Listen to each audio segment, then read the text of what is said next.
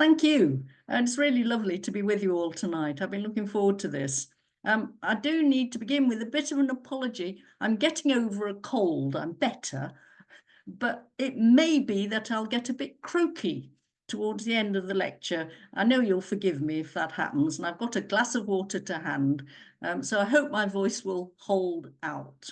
It's a particular pleasure for me to be talking about the Duke's children, and I should immediately say this is one of my favourite Trollope novels. And one of my reasons for that fondness is that it was the first Trollope novel that I edited for Penguin in 1995, nearly 30 years ago. And I really do have great memories of working my way through that text, reading and rereading and compiling the notes and thinking about what happens and what Trollope wanted to achieve, and actually poring over the original manuscript.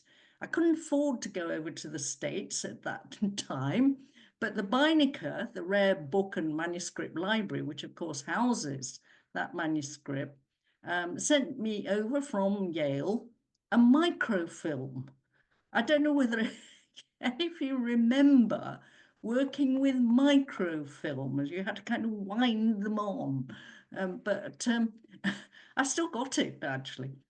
And it was the first Trollope novel that I really got to know in line by line detail. And I do remember my time working on that novel. It's a very happy episode, really, in my academic life.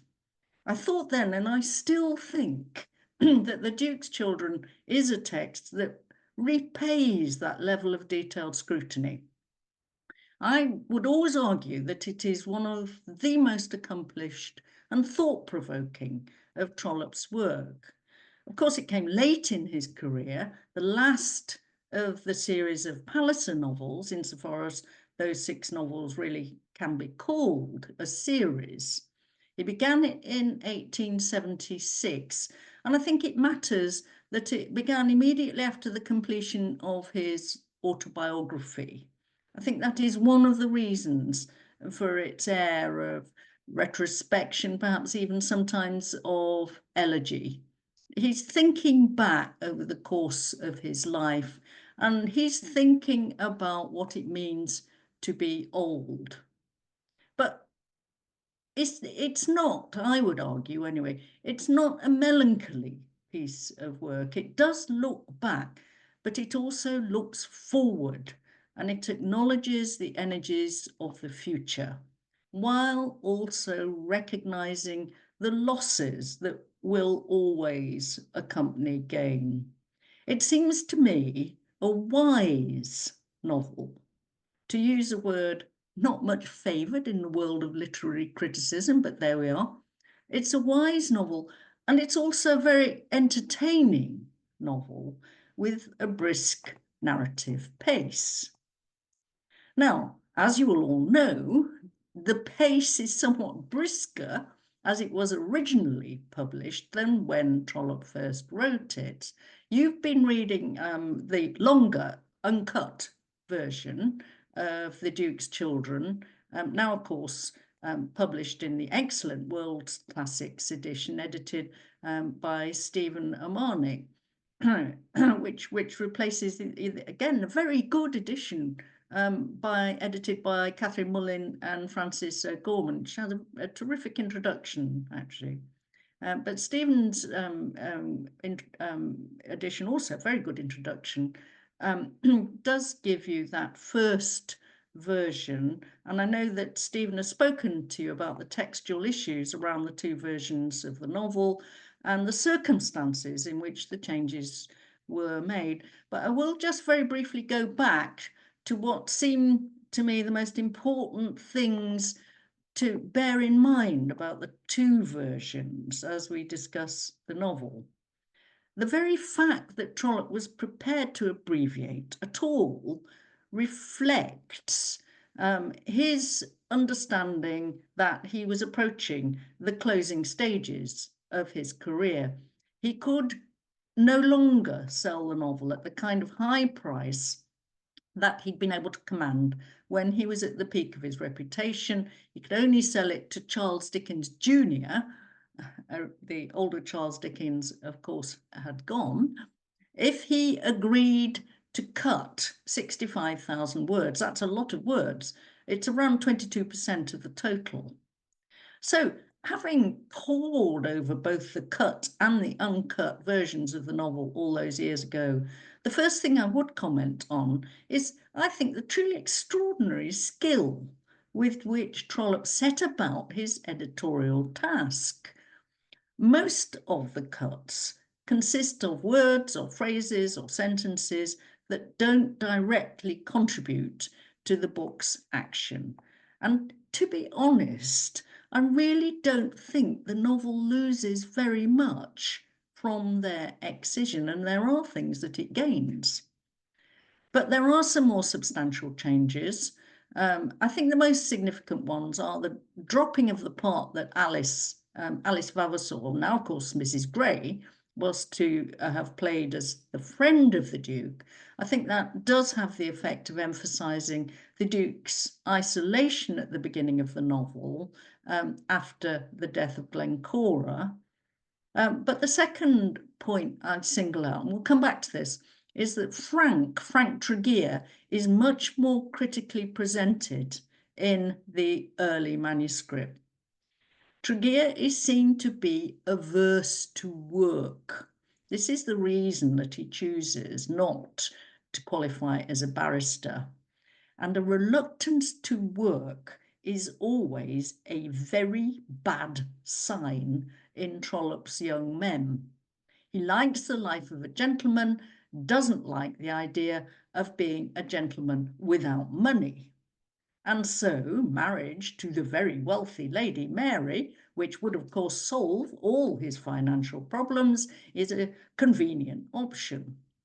He's not, in my opinion, and perhaps we'll go on to talk about this, a very attractive character in the novel as it was published, but he's still less attractive in the original manuscript. Major Tifto is more gently handled in the uncut version. And I do, sentimentalist that I'm afraid I am, I do take comfort from the fact that he gets a happier ending than he is given in the novel as it was published, where his fate is very bleak. He is in part allowed to retrieve himself from the mess, which of course he's brought on his own head at the end of the novel as it was published. There is more material on politics in the long version. Trollope is harder on the Conservatives than he was in the novel as it was published. There's more material on Phineas Finn and on Mrs. Finn, together, of course, with the Duke's gradual acknowledgement of Mrs. Finn's good sense and good feeling. Another interesting fact, I think, about the early manuscript is that Mrs. Spooner, one of the peripheral characters of the novel, one of its minor heroines, if you like, gets more space in that uncut manuscript. And I want to go and say a bit more about her. And of course, the development of Silverbridge from a callow boy to the promising young man that we see at the end of the novel also gets more space. So there are important differences in emphasis between the two versions of the novel. But they do both tell essentially the same story. And I think it's revealing to note what elements of the novel stand almost entirely unchanged. And those would include the contrasting representations of Isabel Boncassen and Lady Mary. Trollope's central exploration of the stubborn and proud Duke's response to his wayward children and his gradual recognition that he must learn to compromise or to give way remains at the heart of the novel. The education of the Duke and his capacity to adapt and change in his relative old age, because of course he isn't really an old man, but in his relative old age, that lies at the centre of both versions of the novel.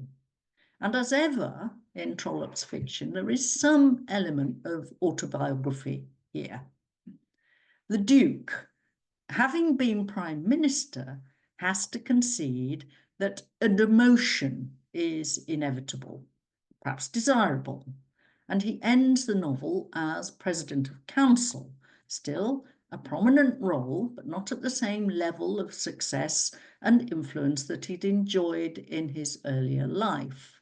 And Trollope is, in part, thinking of himself, having to accept a less prominent position in literary life, but still active and above all, and this is crucial always for Trollope, above all, still working.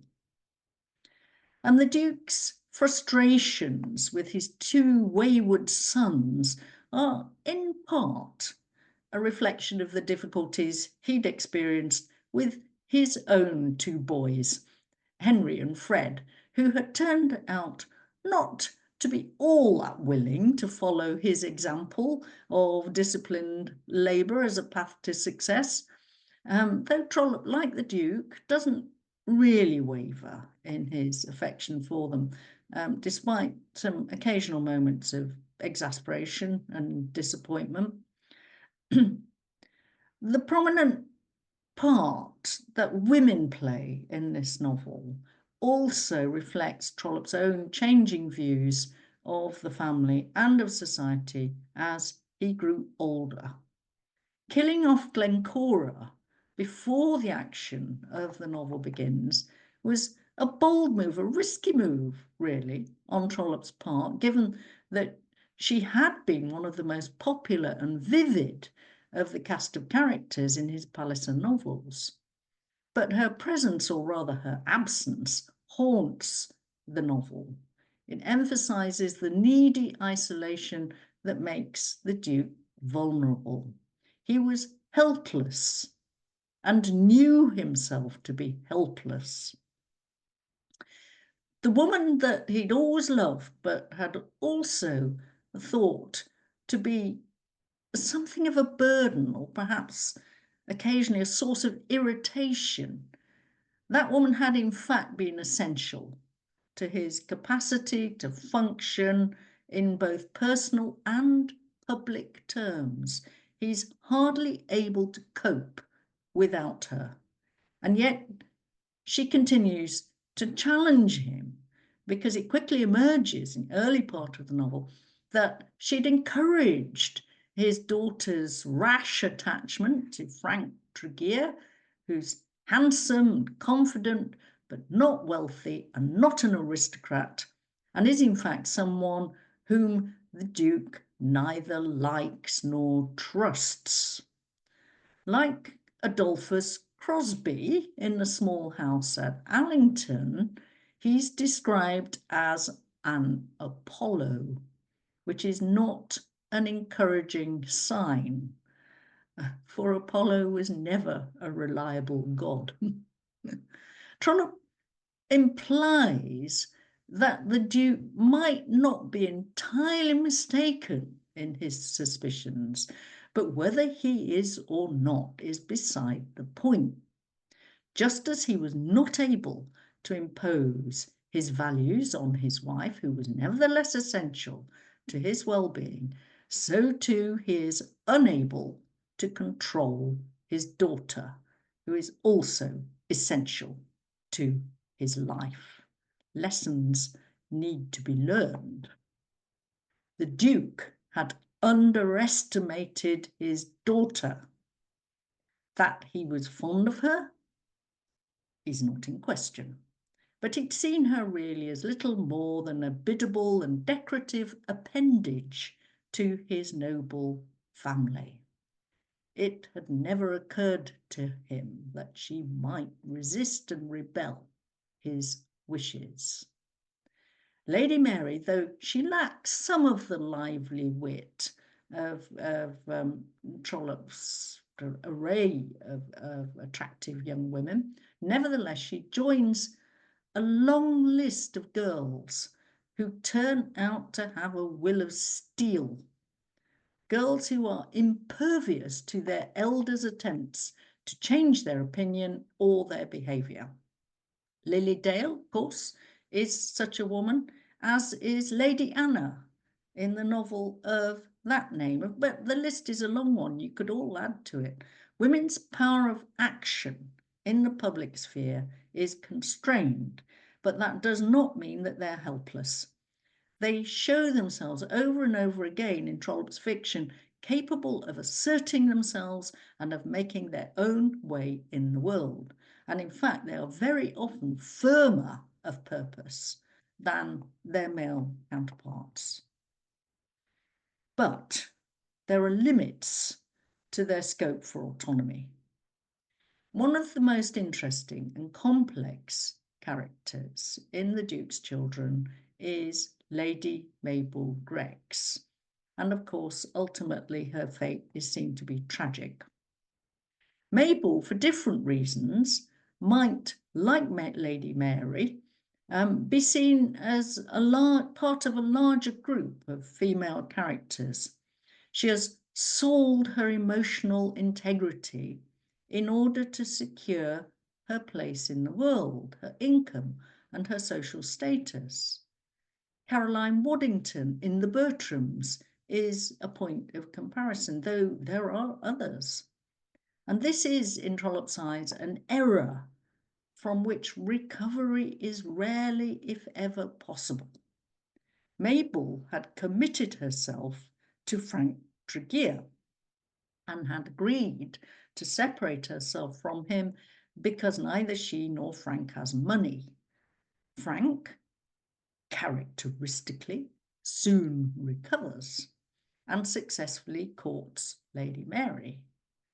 But Mabel cannot and does not recover.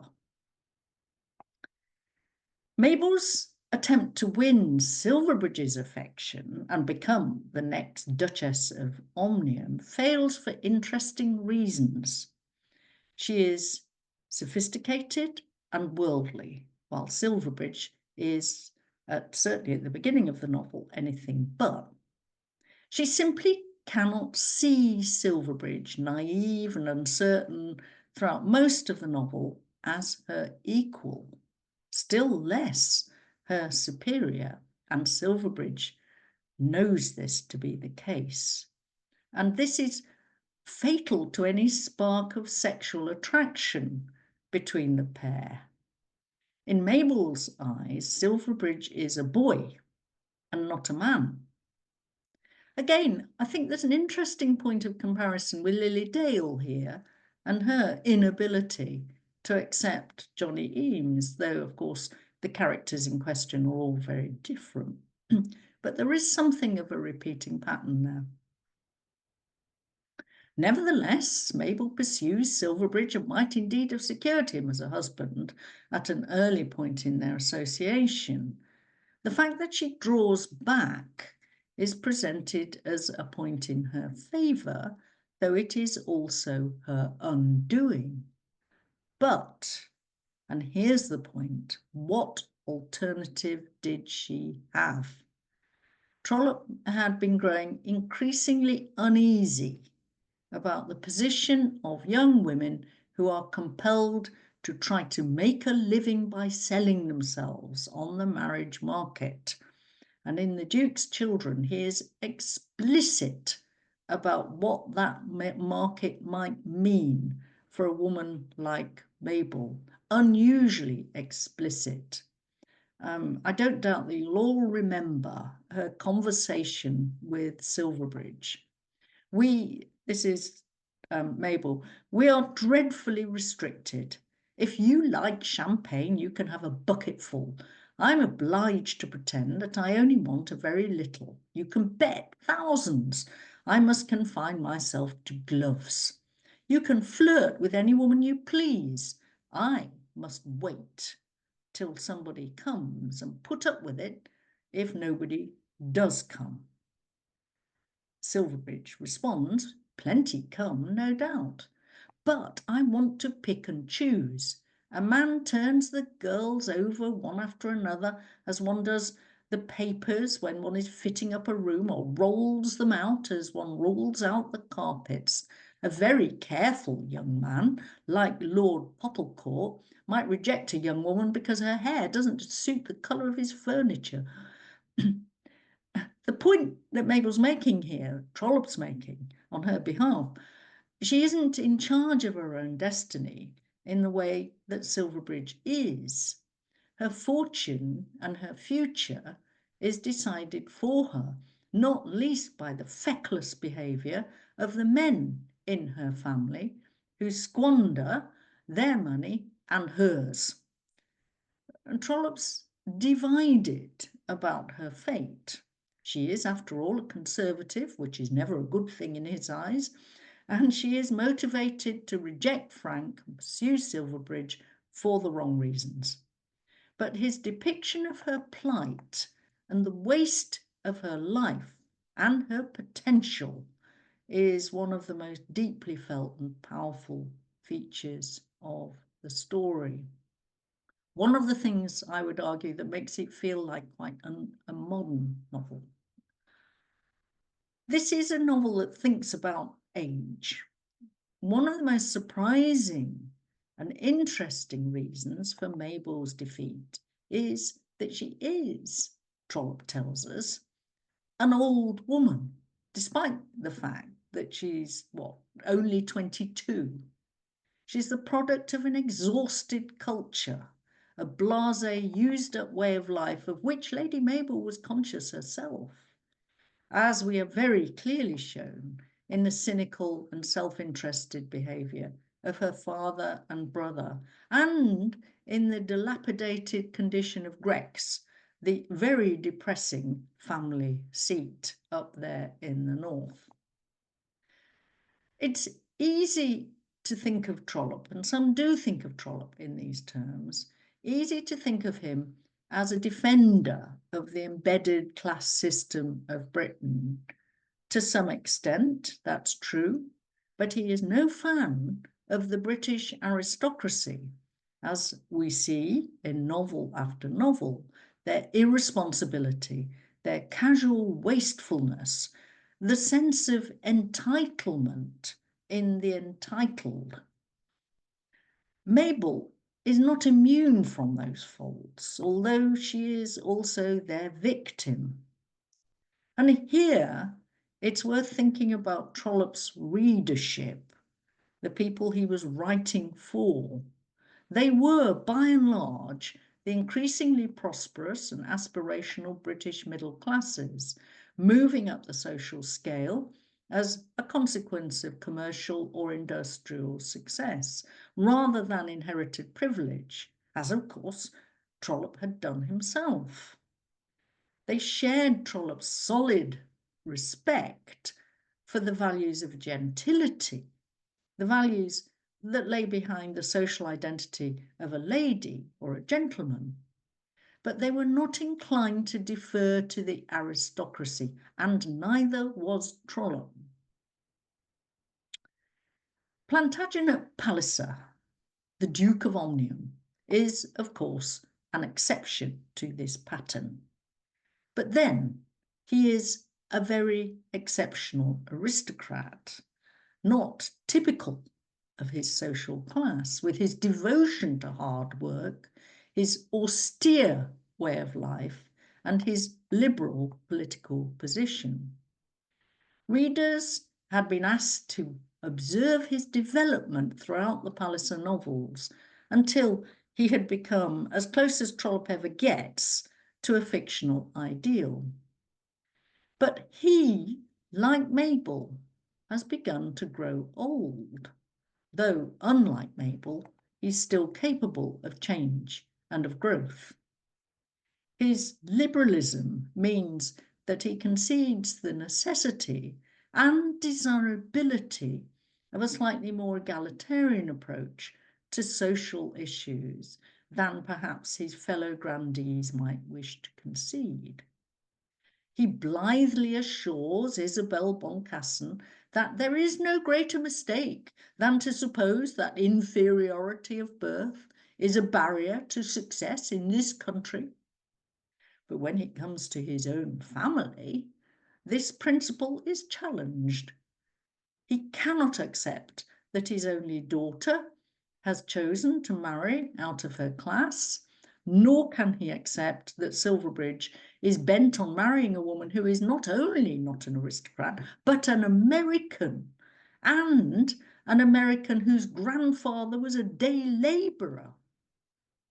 The Duke is horrified, and the inconsistencies of his position, that tension between a political position and a personal position, the hypocrisy of his position, as we might well call it, that is heavily underlined. But he has to give way, and in doing so, he represents Trollope's own conviction of the need for change. In the end, he is rescued by fatherhood. No matter how he blusters and rants, she must be made to obey, as Trollope, I think, in a spirit of comedy, entitles one of his chapters. Once Mary firmly refuses to obey and then becomes ill and unhappy, the Duke can't bear to see her misery. And something similar is true of Silverbridge. Once his son, who's growing into maturity, has made the finality of his choice of wife clear, the Duke is compelled to give in. And Trollope wishes his readers to understand that both Silverbridge and Tregear have made the choice that will best secure their happiness. This is made still clearer in the original manuscript. It's not quite so clear in the novel as it was first published, where Silverbridge muses over the fate of Lady Mabel. I quote, that her plight should be so wretched that she whom he had so nearly loved, whom he did regard with so dear a friendship, should be exempt from all their content, should be, as it were, left out from their futurities. It's such an interesting phrase, that, left out from their futurities. Took much away from the thoroughness of his satisfaction. Poor Mabel Grex. It was, however, and again, this is so characteristic of Trollope to add this, it was, however, a great comfort to him that Isabel should have intervened just in time. Lady Mabel had many charms, but there could be only one chief, one best, one loveliest of her sex. Isabel's American nationality is one of the ways in which Trollope's novel is topical. For in 1874, 2 years before Trollope had begun to write the novel, the 25-year-old Lord Randolph Churchill, son of the Duke of Marlborough, immensely wealthy, had married Jenny Jerome, a wealthy American girl who was 20 at the time, meaning, of course, that Winston Churchill had an American mother. The marriage created quite a stir, but Randolph Churchill was by no means the last to adopt this strategy. Between 1870 and 1914, more than 300 members of the British aristocracy married American women. No doubt some of those marriages were, at least in part, financially motivated, and the wives were occasionally sometimes scathingly called dollar princesses. But there's no doubt that those women brought new energy and new ideas along with their dollars, and Trollope approved. He had a much higher opinion of North America than his mother, for instance, author of the not very flattering Domestic Manners of the Americans. Isabel represents the vitality, cultural freshness that he had encountered and admired in his visits to the States. And this is among the reasons for Silverbridge's choice being a wise one. The interaction between American and European culture runs through Trollope's middle and later years as a novelist. And it is, I think, one of the many ways in which Henry James was deeply influenced by Trollope's work, an influence that he isn't always very ready to concede. Neither Mabel Grex nor Isabel Boncassen would be entirely out of place in a James novel, though they would be differently presented. And as ever, personal and social factors combine in Trollope's response to American culture in general and to young American women in particular. I don't think there can be any doubt that Trollope's affectionate friendship with the very spirited and intelligent Kate Field, who challenged just about every idea he previously cherished about what a young woman should be and how she should live.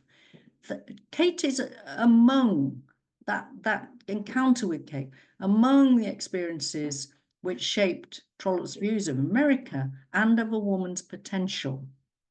Kate was a maverick, a journalist, controversialist, who never married and never accepted that anyone other than herself had the right to tell her what to think.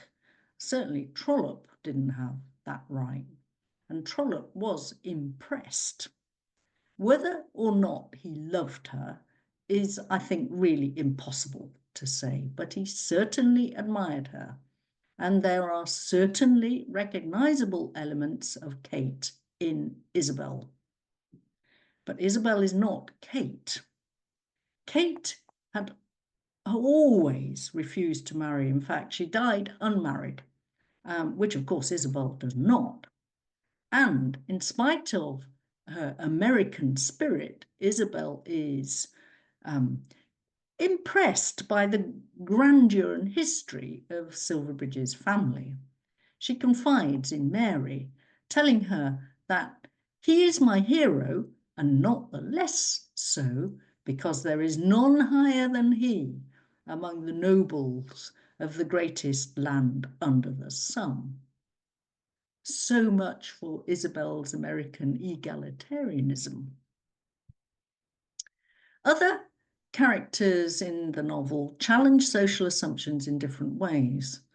The tawdry Major Tifto, who brings about Silverbridge's staggering gambling loss of £70,000. That was a lot of money in the late 1870s. In that unwise bet on the horse Prime Minister, he operates on the very edge of respectable society, and Silverbridge's association with him demonstrates his youthful naivety and vulnerability. Tifto, like Mabel, comes to grief and doesn't, even in the longer version of the novel, share in its optimistic resolution. Silverbridge just grows out of the shifty world that Tifto represents, and he leaves him behind, just as, for very different reasons, he leaves Mabel behind. He'd been a kind of shabby father's substitute, and Silverbridge has a better father to turn to. But Trollope rarely entirely withholds his sympathy for life's losers. And the pathos of his final meeting with Silverbridge is, I think, very skillfully handled. Silverbridge had been in the process of separating himself from Major Tifto, and Tifto had been wounded. I got a feeling on me that you wanted to get rid of me, and it was that rejection rather than greed that had prompted Tifto to lame the horse. It's a moment that always reminds me, or at least in part, of Henry V's final repudiation of Falstaff in Henry IV Part 2, Shakespeare's Henry IV Part 2. I know thee not, old man, presume not that I am the thing I was. It has to happen, and it should happen, but it is nevertheless painful when it does happen. And it's often the case in Trollope's fiction that some of the most interesting or challenging episodes happen on the fringes of the novel's central action. And the hunting scenes here are a case in point. Of course, Trollope was devoted to hunting, both as a recreation and as a fictive resource, for a number of reasons. Partly, perhaps, because the relative freedom of the hunting field allowed him to escape the constraints of the drawing room or the gentleman's club.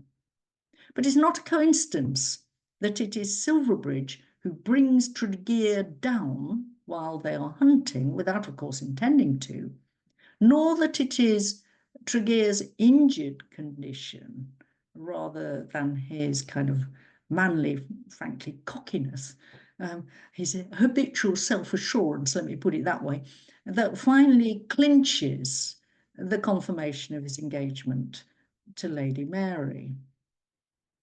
And Mrs. Spooner has always interested me as a demonstration of Trollope's testing the boundaries of what was acceptable in a woman's behaviour. Of course, her single-minded devotion to hunting is ridiculous, but she's likeable and capable and kind, and she's something of a touchstone in the novel. It's a point in Silverbridge's favour that he sees her value. She is one of the most plucky and good-natured human beings I ever saw in my life. Tregear, of course, can't be doing with her. She challenges his fixed and rigid interpretation of the settled codes that he sees as the right underpinning for his socially and politically conservative convictions. Silverbridge's politics, like his personal allegiances, develop and mature as the story moves forward. Among his early false steps is lining up with the Conservative Party, seen in this novel as an unprincipled and self-interested bunch. But he's been over-influenced by Frank Tregear, and he finally comes round to the ideals of the Liberal Party as they're represented by his father. And he begins to show himself capable of a serious engagement with politics. Now, to be fair to Tregear, who, as you will have gathered by now, is not my favourite among Trollope's characters, he too does show signs of genuine ambition as a politician, and he does secure election as an MP without the family connections that smoothed Silverbridge's path as a nascent politician. And this is perhaps the most substantial of the reasons that the Duke is finally able to accept him as his son-in-law. In the concluding paragraphs of the novel's manuscript, the Duke's final words surprisingly allow a capacity for growth in Tregear. Who knows? He may yet live to be a much greater man than his father-in-law.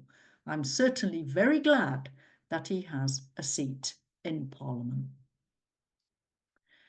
The young people of the novel finally have their own way, as young people do, and Trollope asks his readers to see that this is not only inevitable, as of course it is, but right. Like most of Trollope's novels, The Duke's Children ends with wedding bells.